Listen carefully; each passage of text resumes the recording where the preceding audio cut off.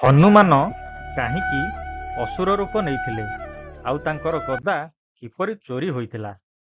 ତ୍ରେତୟା ଯୁଗରେ ଭଗବାନ ଶ୍ରୀରାମ ଭ୍ରାତା ଲକ୍ଷ୍ମଣ, ଭକ୍ତ ହନୁମାନ ଏବଂ ବାନର ସେନାଙ୍କ ସହିତ ମିଶି ରାବଣକୁ ବଧ କରିଥିଲେ। ଲଙ୍କାପତି ରାବଣକୁ ତା ନିଜ ମାଟି ଅର୍ଥାତ୍ ଲଙ୍କାରେ ହତ୍ୟା କରି ଭଗବାନ ତାକୁ ପରମ ଧାମକୁ ପହଞ୍ଚାଇ ଦେଇଥିଲେ। ରାବଣ ସମେତ ଅନେକ ଅସୁରଙ୍କୁ ମାରି ଦେଇଥିଲେ ଶ୍ରୀରାମଙ୍କ ବାନର ସେନା। ରାବଣର ମୃତ୍ୟୁ ପରେ ଭଗବାନ ଶ୍ରୀରାମ ବିଭୀଷଣ ଏବଂ ତାଙ୍କର ଅନୁଗାମୀମାନଙ୍କୁ ଅଭୟ ପ୍ରଦାନ କରିଥିଲେ। ବିଭୀଷଣଙ୍କୁ ରାଜ୍ୟାଭିଷେକ କରାଇ ଲଙ୍କାର ରାଜା ବନାଇ ଅଯୋଧ୍ୟା ଫେରି ଆସିଥିଲେ ଭଗବାନ ଶ୍ରୀରାମ, ଭ୍ରାତା ଲକ୍ଷ୍ମଣ ଏବଂ ମାତା ସୀତାଙ୍କ ସହିତ। ରାବଣ ତଥା ଅନେକ ରାକ୍ଷସ ଯେଉଁମାନେ ରାବଣକୁ ସମର୍ଥନ କରୁଥିଲେ, ସେମାନେ ମରିଯିବା ପରେ ମଧ୍ୟ ଅନେକ ଗୁଡ଼ିଏ ରାକ୍ଷସ ବଳି ପଡ଼ିଥିଲେ। ସେମାନେ ଲଙ୍କା ଛାଡ଼ି ପାତାଳ ଗର୍ଭକୁ ତଥା ପୃଥିବୀର ବିଭିନ୍ନ ସ୍ଥାନକୁ ପଳାୟନ କରିଥିଲେ। ଜାତିରେ ତ ସେମାନେ ରାକ୍ଷସ ଥିଲେ, ତେଣୁ ରାବଣର ମୃତ୍ୟୁ ସେମାନଙ୍କୁ ବହୁତ କଷ୍ଟ ଦେଉଥିଲା। ସେମାନେ ପ୍ରତିଶୋଧ ପରାୟଣ ହୋଇ ଉଠିଲେ ଏବଂ ଗୁପ୍ତରେ ଲଙ୍କାକୁ ଆକ୍ରମଣ କରି ବିଭୀଷଣକୁ ହତ୍ୟା କରି ଲଙ୍କାକୁ ଛଡ଼ାଇ ନେବା ଯୋଜନା ସେମାନେ କରୁଥିଲେ। ଏହି କଥା ମହାବୀର ହନୁମାନ ନିଜର ଦିବ୍ୟଦୃଷ୍ଟି ବଳରେ ଜାଣିପାରିଲେ। ଏହି ସବୁ କଥା ଜାଣିବା ପରେ ମନରେ ତାଙ୍କର ବହୁତ କ୍ରୋଧ ଆସିଲା। ସେ ନିଜେ ତ ରୁଦ୍ରାବତାର, ତେଣୁ ଚିନ୍ତା କଲେ, ମୁଁ ଯାଉଛି ପୃଥିବୀରେ ହଉ କି ପାତାଳରେ ହଉ ସମସ୍ତ ରାକ୍ଷସମାନଙ୍କୁ ଖୋଜି ସେମାନଙ୍କୁ ଗୋଟି ଗୋଟି କରି ମାରିବି, ସେମାନଙ୍କର ସମୂଳ ବିନାଶ କରିବି। ଏଇଭଳି ଭାବୁଥାନ୍ତି ସାକ୍ଷାତ ରୁଦ୍ର ମହାଦେବ ଶିବ ତାଙ୍କୁ ଦର୍ଶନ ଦେଲେ। କହିଲେ, ହନୁମାନ, ଯଦି ତମେ ରାକ୍ଷସମାନଙ୍କୁ ସବୁଆଡ଼େ ଯାଇ ଖୋଜି ଖୋଜି ମାରିବ, ତାହେଲେ ପୃଥିବୀର ଅନେକ ଅଂଶ ରାକ୍ଷସମାନଙ୍କ ରକ୍ତରେ ଅପବିତ୍ର ହୋଇଯିବ। ତୁମେ ବରଂ ଗୋଟିଏ କାମ କର, ରାକ୍ଷସମାନଙ୍କୁ ଲଙ୍କାକୁ ଡକାଇବାର ବ୍ୟବସ୍ଥା କର। ଲଙ୍କା ଭୂମି ଆଗରୁ ତ ଅପବିତ୍ର ହୋଇଯାଇଛି, ତେଣୁ ସେ ରାକ୍ଷସମାନଙ୍କୁ ଲଙ୍କାକୁ ଡକାଇ ସେ ଲଙ୍କାରେ ସେମାନଙ୍କୁ ନିହତ କର। ହନୁମାନ ଏହିଭଳି ଭଗବାନ ଶିବଙ୍କ ଠାରୁ ନିର୍ଦ୍ଦେଶ ପାଇ ଗୋଟିଏ ଯୋଜନା କଲେ। ହନୁମାନ ତତ୍କ୍ଷଣାତ୍ ବିଭୀଷଣଙ୍କ ପାଖକୁ ଯାଇ କହିଲେ, ମହାରାଜ, ଆପଣ ଟିକେ ସତର୍କ ରହିଥାନ୍ତୁ। ଲଙ୍କାରେ କିଛି ଗୋଟାଏ କାଣ୍ଡ ହବ, ଏଥିପାଇଁ ମୁଁ ଆପଣଙ୍କୁ ସାବଧାନ କରାଇ ଦେଉଛି। ଆପଣ ଭଗବାନ ଶ୍ରୀରାମଙ୍କ ଉପରେ ଭରସା ରଖନ୍ତୁ, ଏହାର ସମାଧାନ ମୁଁ ନିଶ୍ଚୟ କରିଦେବି। ରାକ୍ଷସମାନଙ୍କର ବିଭୀଷଣ ଉପରେ ଆକ୍ରମଣ କରିବାର ଯୋଜନାର ଭେଦ ଜାଣିବା ପାଇଁ ହନୁମାନ ଗୋଟିଏ ଉପାୟ କଲେ। ସେ ନିଜେ ଗୋଟିଏ ରାକ୍ଷସର ରୂପ ଧାରଣ କଲେ।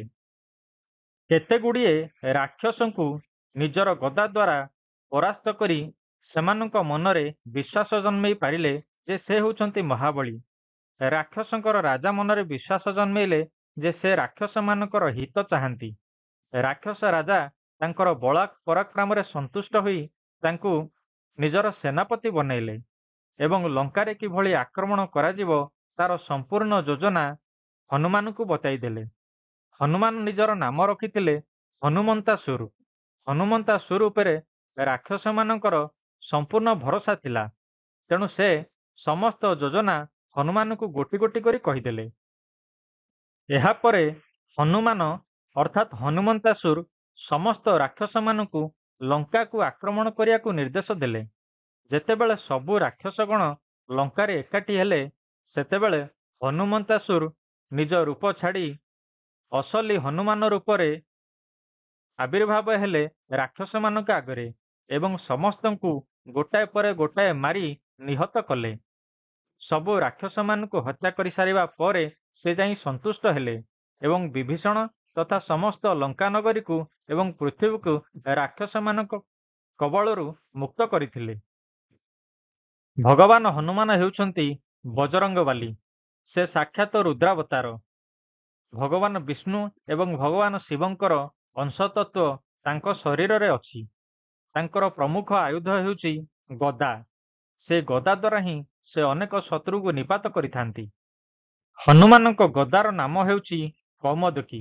ଏହାକୁ ଭଗବାନ କୁବେର ତାଙ୍କୁ ଆଶୀର୍ବାଦ ସ୍ୱରୂପ ଦେଇଥିଲେ। ଏହି ଗଦା ଦ୍ୱାରା ଭଗବାନ ହନୁମାନ ସବୁବେଳେ ରାକ୍ଷସମାନଙ୍କୁ ପରାସ୍ତ କରି ଆସନ୍ତି। ତେବେ ଗଦା ସ୍ୱୟଂ ଏକ ଜୀବନ୍ତ ଅସ୍ତ୍ର।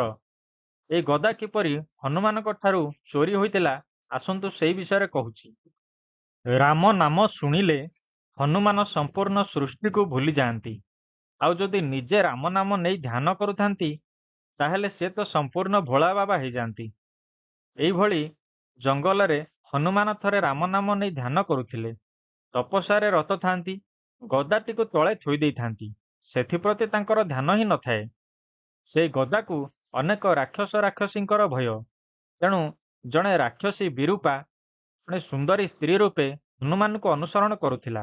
ହନୁମାନ ଯେତେବେଳେ ଧ୍ୟାନରେ ସମ୍ପୂର୍ଣ୍ଣ ରୂପେ ଲୀନ ହୋଇଗଲେ, ରାକ୍ଷସୀଟି ତାଙ୍କ ଗଦାକୁ ଉଠେଇ ନେଇ ଗୋଟିଏ ଗୁମ୍ଫା ଭିତରେ ଲୁଚେଇ ନେବ ବୋଲି ଭାବିଲା। ଧୀରେ ଧୀରେ ଗଦାକୁ ଉଠେଇ ସେ ପଳାୟନ କଲା। ହନୁମାନଙ୍କୁ ସତର୍କ କରାଇଦେଲେ ତାଙ୍କର ସଙ୍ଗୀତ ଗୁରୁ ମହାମୁନି ନାରଦ। ହନୁମାନ ଯେତେବେଳେ ଧ୍ୟାନ ଖୋଲିଲେ ଏସବୁ ଜିନିଷ ଜାଣିବାକୁ ପାଇଲେ। ହେଲେ ସେଥିପାଇଁ ତାଙ୍କର ଚିନ୍ତା ନାହିଁ। ଗଦା ଉପରେ ଥିଲା ତାଙ୍କର ସମ୍ପୂର୍ଣ୍ଣ ଭରସା।